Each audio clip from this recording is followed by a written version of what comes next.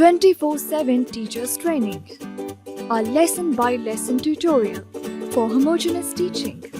We are an EdTech textbook publishers.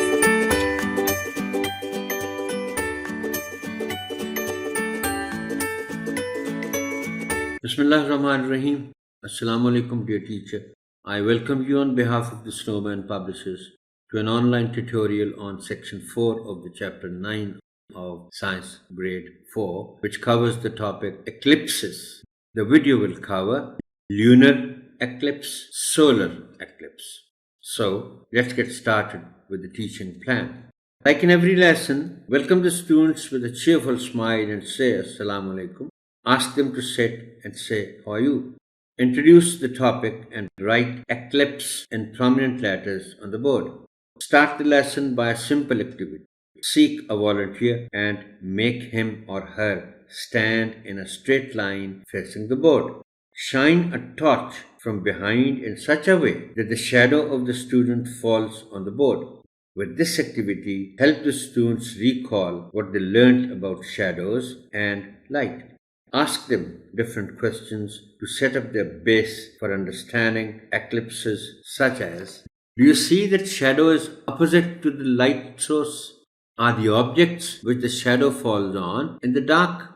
Do bigger objects form a shadow of the same size as smaller objects? With the help of this discussion, reinforce that bigger objects have a bigger shadow and the things which the shadow falls on receive lesser or no light than the rest.